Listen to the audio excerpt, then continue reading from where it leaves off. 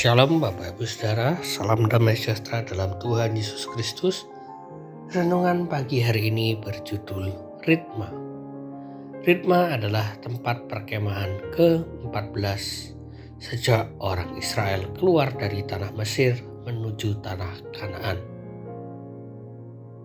Ritma punya arti yaitu pohon rotem atau pohon arar, dan berasal dari kata ratam yang berarti mengikat, menambatkan, atau menempel. Diperkirakan Ritma ini adalah wilayah yang sama dengan Kades atau wilayah yang berdekatan dengan Kades. Umat Israel yang meninggalkan Haserot berkemah di Ritma, tapi perkemahan itu sangatlah luas, kira-kira 8 kilometer.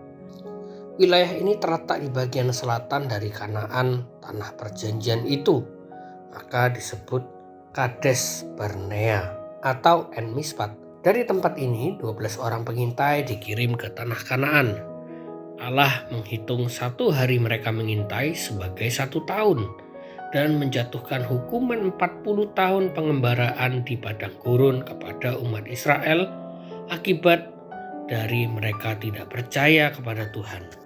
Bilangan 14 ayat yang ke-34, demikian firman Tuhan, sesuai dengan jumlah hari yang kamu mengintai negeri itu, yakni 40 hari.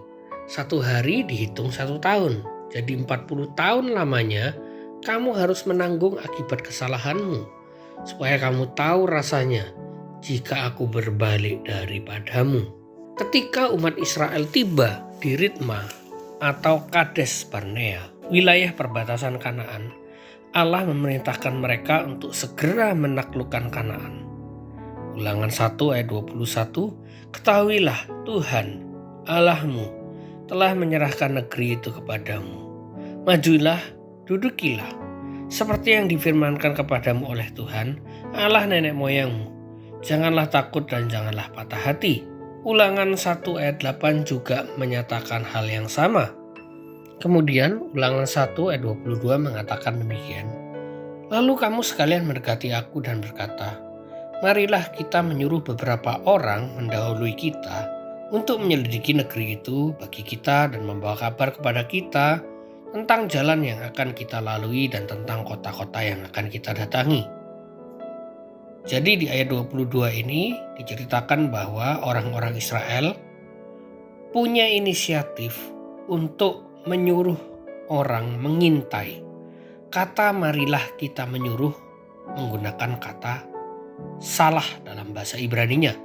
Dan kata kerja ini untuk orang pertama, yang memiliki arti bahwa umat Israel telah membuat keputusan di hati mereka untuk mengirimkan pengintai-pengintai. Lalu mereka datang ke hadapan Musa untuk meminta persetujuan Musa. Allah tidak pernah memerintahkan pengintaian tersebut. Akan tetapi Allah yang telah mengetahui bahwa hati mereka telah dikeraskan dengan ketidakpercayaan mereka akan firman Tuhan yang mengatakan untuk maju, dudukilah tanah itu karena Tuhan telah menyerahkan negeri itu.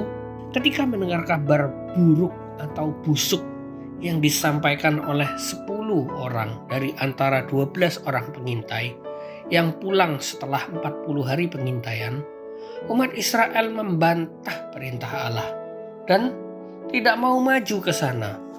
Tercatat dalam ulangan pertama ayat yang ke-26. Demikian firman Tuhan, tetapi kamu tidak mau berjalan ke sana. Kamu menentang titah Tuhan Allahmu. Segenap umat itu menangis dalam keputusasaan sepanjang malam sambil mereka bersungut-sungut kepada Musa dan Harun. Mereka menyerukan untuk mengangkat seorang pemimpin dan mereka ingin pulang ke Mesir. Hal ini tercatat dalam Bilangan 13 ayat 31 sampai 33, Bilangan 14 ayat 1 sampai 4. Ulangan 1 ayat 27 sampai 28. Pada akhirnya mereka menerima vonis penghukuman Allah bahwa mereka harus memikul dosa dan kejahatan mereka selama 40 tahun, karena setiap hari dari total 40 hari pengintaian mereka dihitung sebagai 1 tahun. Demikianlah ketidakpercayaan telah mengikat seperti arti nama Ritma dan menawan umat Israel di padang gurun ketika mereka harus masuk ke tanah Kanaan. Seandainya umat Israel pada saat itu langsung masuk ke tanah Kanaan, Allah akan maju di depan mereka untuk membinasakan semua musuhnya. Walaupun musuhnya terlihat lebih besar, lebih hebat, tetapi itu bukan apa-apa bagi Allah. Celakanya mereka tidak percaya kepada Allah sampai akhir, dan karena ketidakpercayaan mereka tidak dapat menginjakkan kaki di tanah yang baik yang telah dijanjikan kepada nenek moyang mereka, serta mereka harus kembali lagi ke padang gurun. Dari kisah ini, Bapak Ibu Saudara, kita belajar tentang kepercayaan kita terhadap firman Allah. Ketika kita tidak percaya kepada Allah, maka sebenarnya kita sedang mengirim diri kita sendiri ke tempat penghukuman. Jadi jangan sampai kita terikat dengan ketidakpercayaan kita kepada Allah seperti orang Israel ini. Apa yang telah firman Tuhan sampaikan, walaupun itu keras, tidak menyenangkan untuk dilakukan, bahkan kita harus mengorbankan perasaan, mengorbankan hati, mengekang kehendak kita. Tetapi firman Tuhan itu ya dan amin, benar adanya. Ketika kita tidak percaya dengan itu, maka hanya ada satu bonus yang kita terima, yaitu kerugian. Tuhan Yesus memberkati.